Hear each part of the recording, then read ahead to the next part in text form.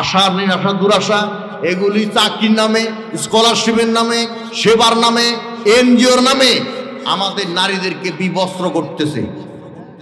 আমার নারীরা বুঝতে পারতেছে না, নানি আর নাতনি দুইজন যাচ্ছে রাস্তা দিয়ে, নানির বয়স 80 বছর, নানি বরকা পরেছে আর নাতনিকে যেমন খুঁড়ি তেমন সাজায়া রাস্তা দিয়ে পর্দা ছাড়া নিয়ে যাচ্ছে। বলেন তো যুবকের চোখ যাবে কোন দিকে? নানির দিকে না নাতনির দিকে? নাতনির দিকেই যাবে। কারণ ইদানিং আবার কিছু নারীরা ওড়না ব্যবহার করে, একদিকে ঝুলাই দেয় আর একদিকে খালি রাখে। নবগঙ্গার যুবকদেরকে বুঝাচ্ছে, ও নবগঙ্গার যুবকেরা আপাতত এক সাইড দেখে শান্তনা থাকো। কথা বলেন ঠিক না ঠিক? লম্বা না করি, নবগঙ্গার মা পিলে যে সমস্ত মা বোন এসেছেন তাদেরকে দুইটা ডায়লগ দিয়ে দেই।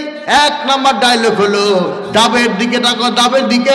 একটা ডাবের যখন যৌবনকাল, ডাবের বাজার মূল্য 60 টাকা, 70 টাকা, 80 টাকা, 90, 100 টাকা।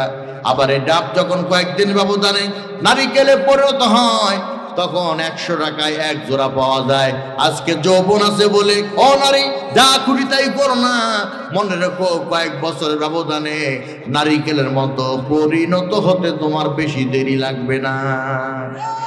আরো ভালো করে বুঝে নেন, ও নারী কলার দিকে তাকে, কলার দিকে। একটা কলা যখন পর্দায় থাকে কলার বাজার মূল্য 6 টাকা, 8 টাকা, 10 টাকা। আবার এই কলা যখন পর্দা ছাড়া থাকে 8 আনা দেও নেয় না, বরং তার উপরে মাছি পড়ে, তাও কোনো জাতের না, চরিত্রহীন লুচ্চা।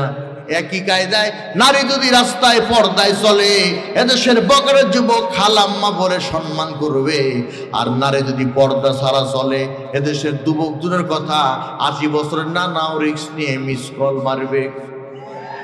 ঠিক কিনা জোরে বলেন? এই জন্য আল্লাহ আইন করে দিলেন, ওয়াকারনা ফি বুয়ুতিকুন্না ওয়ালা তাবাররুজনা তাবাররুজাল জাহিলিয়াতিল উলা। হে নারী সমাজ, বিগত কালের চরম জাহেলিয়াতের মতো হাতা কাটা, বগল কাটা, নাভি নিচে পাতলা শাড়ি পরে লীলায়িত ভঙ্গিতে পর পুরুষের মন মস্তিষ্ক জয় করাবার জন্য রাস্তায় চলবা না, বরং রাস্তা যখন চলবা গায়ে একটা চাদর দিবা। আর এই চাদর দর মানেই হলো তোমার গোটা বডি উঁচু নিচু জায়গায় যেন ঢেকে যায়, কোন প্রিজার যেন তোমার বডি দেখে এস্টিমেট করতে না পারে।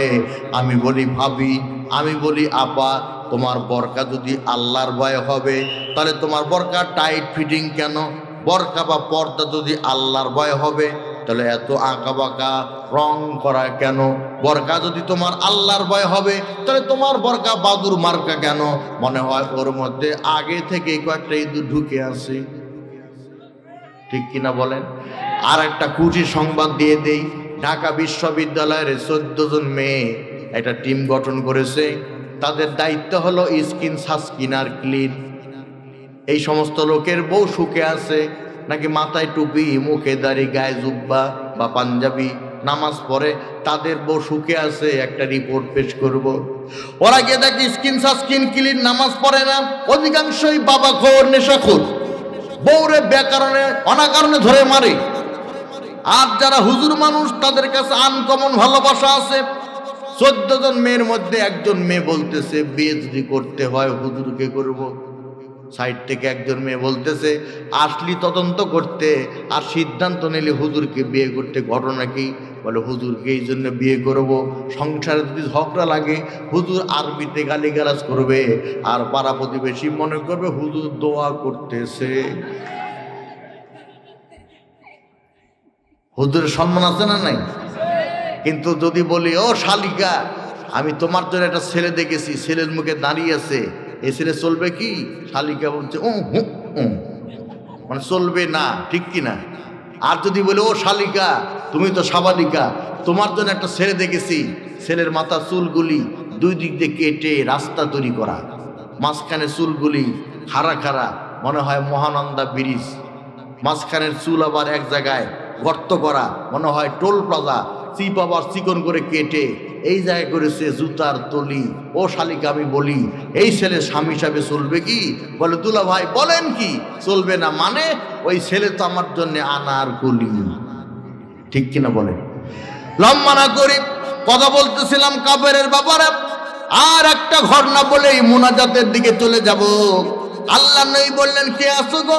জিহাদের ময়দানে যাবে।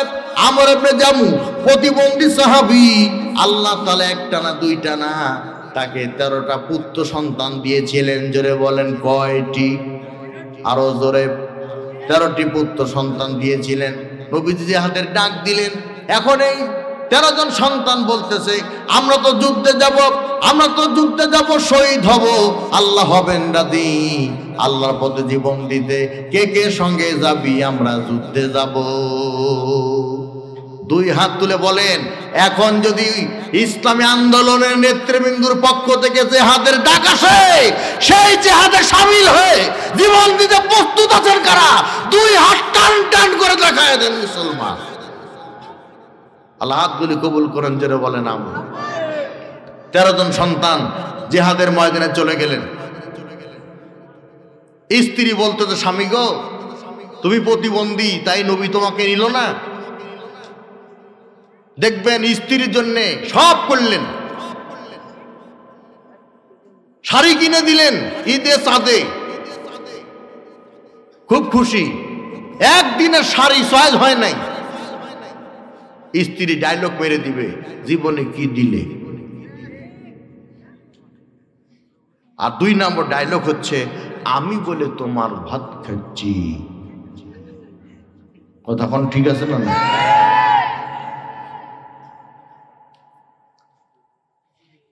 আবার অনেক স্ত্রী আছে খুব চালাক, যদি আপনার রাজশাহীতে নাই, নাটোরে আছে। স্বামীকে ডাক দিয়ে বলে, ওগো এত রাত তুমি কোথায় ছিলে? তুমি আসুনি, আমি যে না খেয়ে আসছি। আহারে কি দরদ!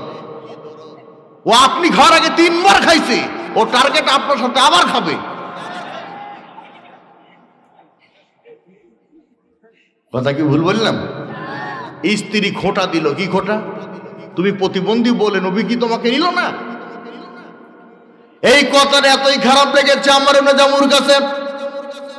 তাৎক্ষণিক আল্লাহর দরবারে হাত তুলে, আল্লাহ আমি জিহাদের ময়দানে যাব, শহীদ হব, আর আমার খান্নাস স্ত্রীর কাছে আমি যেন আর ফিরে না আসি। জিহাদের ময়দানে গেলেন আমর ইবনে জামু। 13টা সন্তান এক এক করে শহীদ হয়ে গেল। আমর ইবনে জামু শহীদ হয়ে গেল। স্ত্রীর কাছে খবর গেছে, স্ত্রী ঘোড়া নিয়ে রওনা দিয়েছে, স্বামীর লাশটা এনে দাফন কাফন করবে। অসংখ্য লাশের ভেতরে স্বামীর লাশটা খুঁজে বের করে ঘোড়ার পিঠে তুলে বলতেছে, চল ঘোড়া চল, চল ঘোড়া চল। কিন্তু ঘোড়াটা 2 পা সামনে বালির মধ্যে এমন ভাবে ব্রেক করেছে, হাইড্রোলিক ব্রেক, 1 কদম সামনে যায় না। আমর ইবনে জামুর স্ত্রী ঘোড়াকে আঘাত করে আর বলে, চল ঘোড়া চল, চল ঘোড়া চল। ঘোড়া যখন যায় না, নবীজির কাছে খবর গেল। নবী আমার ডাক দিয়ে বলে, ও আমর ইবনে জামুর স্ত্রী, কি করতে চাও? বলে, আমার স্বামীকে এলাকায় নিয়ে দাফন করতে চাই, কিন্তু ঘোড়া তো যায় না। নবীজি বললেন, তোমার স্বামী জিহাদে আসার প্রাক্কালে কোনো কথা বলেছিল নাকি? বলে, হ্যাঁ হ্যাঁ 2টা কথা বলেছিল। 1 নাম্বার কথা হলো আমার স্বামী জিহাদের ময়দানে শহীদ হবে, আর 2 নাম্বার আমার কাছে আর ফিরে না আসবে। নবীজি বললেন, তোমার স্বামীর 2টা দোয়া আল্লাহর দরবারে মঞ্জুর। হাজার হাজার বার চেষ্টা করলেও তোমার স্বামীকে বাড়ি নিতে পারবে না, এখানেই কবরস্থ করা হবে। আর 2 নাম্বার, যদিও তোমার স্বামী প্রতিবন্ধী, আল্লাহর দ্বীনের সঙ্গে করেছে সন্ধি, আমার মন বলতেছে তোমার স্বামী আল্লাহর জান্নাতি। একজন প্রতিবন্ধী সাহাবী আল্লাহর দ্বীনের সঙ্গে সম্পৃক্ত থাকার কারণে যদি জান্নাতি হয়ে যায়, আল্লাহ সুস্থ সবল দেহের অধিকারী বানালেন। যদি ডাক আসে ইসলামের জন্য জিহাদ করার দরকার, কথা বলেন আছে না নাই? আমার ভাইয়েরা, জিহাদের ময়দানে মুসআব রাদিয়াল্লাহু তাআলা আনহু গেলেন, কালেমার পতাকা ডান হাতে উড্ডীন করে ধরলেন। কাফির বেঈমানেরা মুসআবের ডান হাতটা কেটে দিল। কালেমার পতাকা জমিনে পড়ে যাবে, এটা বুঝতে পেরে মুসআব রাদিয়াল্লাহু তাআলা আনহু কালেমার পতাকা বাম হাতে উড্ডীন করে ধরলেন। কালেমার পতাকা জমিনে পড়ে যাবে, এটা বুঝতে পেরে তড়িঘড়ি করে দাঁত দিয়ে কামড়ে উঁচু করে ধরে রাখলেন। কাফেরেরা শরীর থেকে মাথা আলাদা করে দিল। মুসআব শহীদ হয়ে গেল। সাহাবায়ে কেরাম দেখতেছে মুসাবের ডান হাত একদিকে, বাম হাত একদিকে, শরীর একদিকে, মাথা একদিকে, কিন্তু কর্তৃত মাথায় দাঁত দিয়ে মুসাব কালেমার পতাকা উঁচু করে ধরে রেখেছে, জমিনে পড়তে দেয় নাই। আসুক না যত বাধা, যত ঝড় সাইক্লোন, রাসূলের পথে মোরা চলবই চলবই। দুই হাত তুলে বলেন ঠিক আছে না কথা? হাত নামান। আসুক না যত বাধা, যত ঝড় সাইক্লোন, রাসূলের পথে মোরা চলবই চলবই। এ জীবন বাজি রেখে দিনের নিশান মোরা বাংলার আকাশে ওড়াবই। মোরা কামানের মুখোমুখি দাঁড়িয়ে, মোরা কামানের মুখোমুখি দাঁড়িয়ে আল্লাহু আকবার বলবই। বলেন আসুক না যত বাধা, যত ঝড় সাইক্লোন, রাসূলের পথে মোরা চলবই চলবই। আল্লাহ তৌফিক দান করুন, জোরে বলেন আমিন। আর একটা কথা বলি মা বোনদের ব্যাপারে, তাছাড়া তারা মাহরুম হয়ে যাবে। জীবনে ভালো কাজ বলতে একটাও করিনি। একটা যদি ভালো কাজ জীবনে করে থাকি, সেই কাজটা হলো 2017 সালে বাবা মা শ্বশুর দাদি সহ হজে গিয়েছিলাম। এটা হলো ভালো কাজ। আমি কাবা ঘর তাওয়াফ করতেছি, আমার আব্বাও তাওয়াফ করতেছে, আমার মাও করতেছে।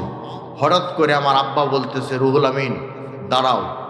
দাঁড়াই গেলাম চতুর্থ তাওয়াফে। আমাকে বলতে তোমার মা কই? আমি বললাম মাকে আমি বাম হাতে ধরে রেখেছি, কারণ আমি জানতাম হজে গিয়ে যদি কোনো মহিলা হারিয়ে যায় তো বিড়ম্বনার শেষ নেই, তাই আমি মাকে ছেড়ে দেই নাই। আমার আব্বা বলতেছে আমি আল্লাহর দরবারে হাত তুলে একটু দোয়া করব, তোমরা আমিন আমিন বলবে। আমি মনে করলাম আমার আব্বা তার ব্যক্তিগত কোনো বিষয়ে হয়তো কোনো কিছু চেয়ে নেবে। না গো, বাবা কাকে বলে? দুইটা জিনিসই আমার জন্য চেয়ে নিলেন। আমার আব্বা চোখের পানি ফেলে দোয়া করছে কাবা ঘর তাওয়াফ করতে গিয়ে চতুর্থ তাওয়াফে, আল্লাহ আমার রুহুল আমিনকে জগৎ বিখ্যাত আলেম বানিও, আর কোরআনের কথা বলতে গিয়ে যেন বিপদে না পড়ে, আল্লাহ তুমি তাকে হেফাজত করো। আমার আব্বার দুইটা দোয়াই কবুল। সারা বাংলাদেশে কথা বলি, আজও পর্যন্ত কোনো বড় ধরনের বিপদে পড়ি নেই। আমি সেই বাবাকে 2019 সালের 11 ফেব্রুয়ারি প্রাইভেট কারে করে ওয়াজে নিয়ে গেছিলাম। আমার আব্বা আমার ওয়াজের ওস্তাদ।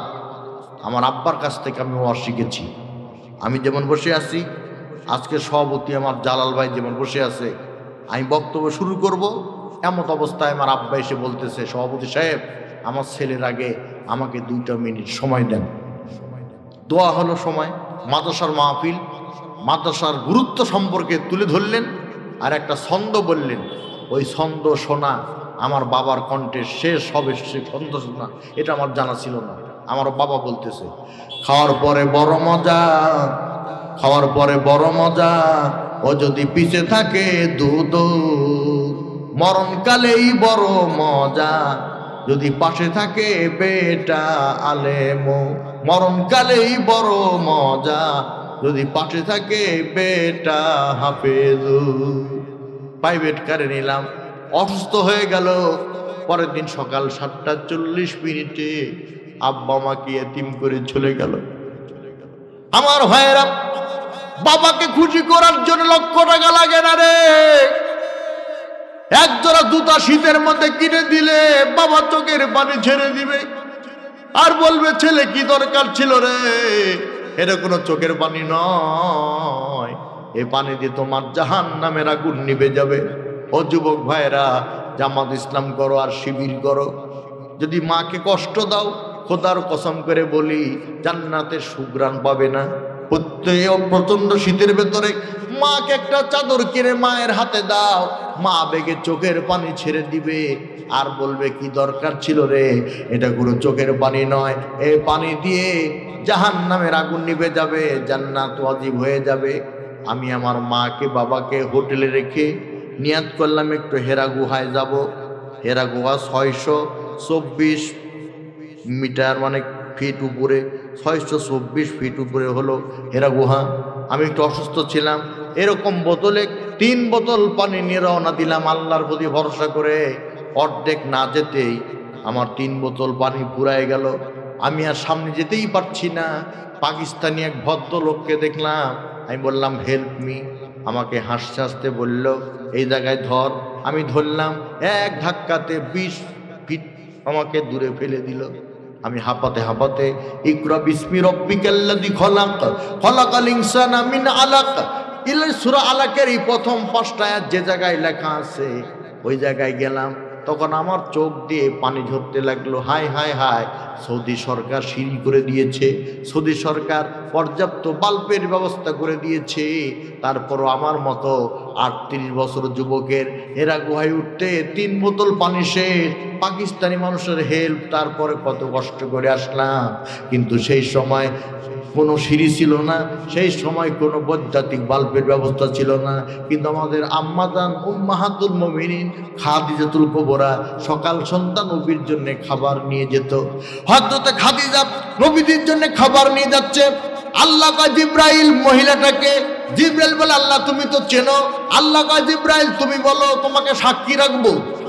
জিব্রাইল বলে ও আল্লাহ, তো খাদিজাতুল কুবরা। আল্লাহ বলেন খাদিজা যখন নবীর কাছে যাবে তখন আমার নবী যেন বলে দেয় এই পৃথিবীতে কোনো মহিলাকে আমি সালাম দিলাম না, বরং আমার পক্ষ থেকে স্বামী ভক্তির কারণে, স্বামীর খেদমত করার কারণে, স্বামীকে আপ্যায়ন করার কারণে, স্বামীকে খুশি রাখার কারণে, স্বামীকে সন্তোষ রাখার কারণে আমি খাদিজাকে স্পেশাল সালাম দিয়ে দিলাম। আমার দেশের নারীরা ইতিহাস জানে না, তোমার সম্মান বৃদ্ধি করে দিয়েছেন কন্যা হিসাবে। রাসূল বলেছেন বিআইয়ে জন্মিন কুতিলাত, কি কারণে মেয়েকে হত্যা করলে কিয়ামতে মেয়ের অভিভাবক হিসাবে আমি আল্লাহর দরবারে মামলা দায়ের করে দেব। নবীজি বললেন যার একটা কন্যা তার একটা জান্নাত, যার 2টা কন্যা তার 2টা জান্নাত, যার 3টা কন্যা তার 3টা জান্নাত। নবীজি বললেন এই 3টা কন্যাকে দিন শিক্ষা দিল আর সৎ পাত্রস্থ করলো, ভালো ছেলে দেখে বিয়ে দিল, এই 3 কন্যার অভিভাবক আর আমি নবী জান্নাতে পাশাপাশি থাকবো। আবার এই কন্যা যখন বড় হলো, তখন বধূ হলো, তখন আল্লাহ কোরআনে বললেন ফাতুহুন্না উজুরাহুন্না ফরিদা ওয়াশিরুহুন্না বিল মারুফ, স্ত্রীর সাথে ভালো ব্যবহার করো, তার মওনা পরিশোধ করে দাও। যৌতুক নেওয়া যাবে না, ঠিক কিনা? বাংলাদেশের সবচেয়ে মূর্খ এলাকা, সে এলাকার নাম হলো গাইবান্ধা। সেখানে ছেলের বিয়েতে যৌতুক না নিলে ছেলের বাপ মনে করে এই ছেলের মধ্যে অসুখ আছে, কারণ কয়েকদিন পরে টাকা সব মেয়ে ফেরত দেওয়া লাগবে, এই ভয়ে যৌতুক নিচ্ছে না। ওখানে যৌতুক কায়েম মোকাম হয়ে গেছে। আবার কিছু শ্বশুর আছে জোর করে জামাইকে কিছু টাকা যৌতুক দেয়, বাবা নাও, নিতেই হবে, আপনি নিবেন, কিন্তু সেই টাকা দিয়ে আপনি টয়লেট নির্মাণ করবেন। কি নির্মাণ?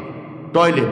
এই জন্য টয়লেট নির্মাণ করবেন, কোনো না কোনো দিন স্ত্রীর সাথে আপনার টক ঝক লাগবেই, কোনো না কোনো দিন আপনার স্ত্রীর সাথে 20-এর জায়গায় 19 হবেই।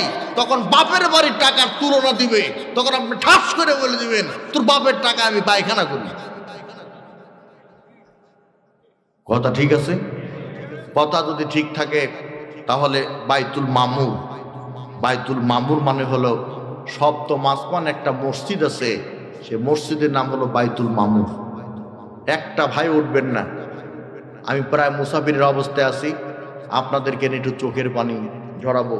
আল্লামা সাইদির জন্য দোয়া করবো, আপনারা করে যাবেন না? একটু বসেন। এই বাইতুল মামুরে 70,000 ফেরেশতা জামাতে নামাজ পড়ে। একবার নামাজ পড়লে 70 বছর পরে আবার তারা সিরিয়াল পাবে। সেই বাইতুল মামুরের নামে এই মসজিদ নামকরণ করা হয়েছে।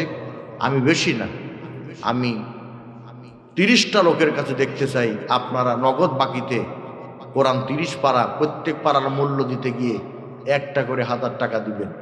1000 টাকা দেবেন। কোন দরদি? একটু হাত তুলেন। বাবা নাই, মা নাই, আহারে তার সম্পদ ব্যবহার করে আপনি বড় লোক। 1000 টাকা দেন, আপনার মায়ের জন্য, বাবার জন্য দোয়া করে যাব। একটু হাত তুলেন ভাই, কোন দরদি দিবেন? মাশাআল্লাহ। জালাল ভাই একটু লেখা লাগবে যে। আলহামদুলিল্লাহ, আমি এত খুশি হয়েছি, একটা লোক উঠেন নাই। আদায়ের কথা বলতেছি, তাও আপনারা বসে আছেন। আমি দোয়া করি আল্লাহ যেন আমাদেরকে একই জান্নাতে জায়গা করে দেন। মামুন ভাই নাকি, কি নাম গো? মামুন ভাই। মামুন ভাই অসুবিধা নাই, 1000 টাকা পাই, জান্নাতে দিও ঠাঁই, ধরে বলেন আমিন। 2 নম্বরে খুব দ্রুত করেন ভাই, 30 চাইছি 30 যে হবে এমন না, 15 হতে পারে, হতে থাক। 2 নম্বরে মায়ের কথা মনে করে, বাবার কথা মনে করে 1000 টাকা দিবেন। কি নাম? কি নাম? নুরুল ইসলাম নাম। 1000 টাকা দিয়ে করলে তোমার বান্দার মতো কাম, ধরে বলেন আমিন। 3 নম্বরে ভাইয়ের নাম কি? হ্যাঁ, আব্দুর রহমান। আল্লাহর কাছে 2টা নাম সবচেয়ে প্রিয়, 1 নম্বর আব্দুর রহমান আর 2 নম্বর আব্দুল্লাহ। আল্লাহ কবুল করে নাও। তাহলে 3 জন হয়ে গেল। 4 নম্বরে 1000 টাকা দিবেন কোন দরদি? রোকিয়া 1000, জাহিদ 1000। রোকিয়া নামে এক বোন নগদে 1000 টাকা দান করেছে। জাহিদ নামে একজন ভাই 1000 টাকা নগদ দান করেছে। রবুল ইসলাম ভাই আমার 500 টাকা দিছে। একটু শুনে আসেন, মসজিদে দিল না আমার ওয়াজ শুনে খুশি হয়ে আমাকে দিল? শোনার দরকার নাই, আমাকে দিলেও আমি মসজিদে দিয়ে দিব। একটু বসেন, মনোযোগ হবে এখনই ভাইজান। 5 নম্বরে না 6 নম্বরে, 6 নম্বরে অন্তত 10টা হোক। 6 নম্বরে 1000 টাকা দেবেন কোন দরদ? একটু হাত তুলেন তো। বাবার কথা মনে করে, মায়ের কথা মনে করে। সজীব 1000 টাকা। টাকা হলো কালো, এও কাল বড় কালো কথাটা ভালো, মরে গেলে কবরে দেয় তো কোরআনের আলো, ধরে বলেন আমিন। 7 হয়ে গেছে। কন্ট্রাক্টর হুদা 20 বস্তা সিমেন্ট। লিল্লাহে তাকবীর। হুদা ভাই, হুদা ভাই 20 বস্তা সিমেন্ট, ধরে বল মারহাবা। আমাদের তাফসীর মাহফিল ভলান্টিয়ার 20,000 টাকা। তাফসীর কমিটির ভলান্টিয়ার যারা, আমার বলতে ডোন্ট কেয়ার, তারা সবাই মিলে 20,000 টাকা। আল্লাহ এই যুবকদেরকে খালিদ বিন ওলীদের মতো, সালাউদ্দিন আইয়ুবীর মতো, জামালউদ্দিন আব্বারের মতো, তারেক মুসার মতো, ডক্টর মুরসির মতো আল্লাহ তুমি কবুল করে নিও। ওরা যেন নামাজ পড়ে, ওরা যেন মা বাবার সেবা করে, ওরা যেন ইসলামে আন্দোলন করে, আল্লাহর দ্বীনের জন্য যেন সময় ব্যয় করতে পারে, ধরে বলেন আমিন। সাহেবজাদা, এই যে ফরিদুল ইসলাম সাহেবজাদা, এ আমার ফ্রেন্ড লিস্টে আছে, আমাকে খুব ভালোবাসে। আমি তার বাসায় ছিলাম। তার বাবা তো নজরুল ইসলাম নদু চেয়ারম্যান, খুব ভালো মানুষ ছিল ভাই, এটা বলতে হবে, ঠিক না? ভালো মানুষ ছিল, বেচারা মারা গেছে। আমি দোয়া করি তার ছেলে সাহেবজাদা 20 বস্তা সিমেন্ট, এই সিমেন্ট দান করে বাবার জন্য দোয়া চেয়েছে। আল্লাহ তাআলা নজরুল ইসলাম নজরুল চাচার কবরটাকে জান্নাতের বাগান বানিয়ে দেন। আর এই ফরিদুল ইসলাম সাহেবজাদা, তার মধ্যে নেতৃত্বের কোয়ালিটি আছে, আগামীতে আল্লাহ যেন কবুল করে, জোরে বলেন আমিন।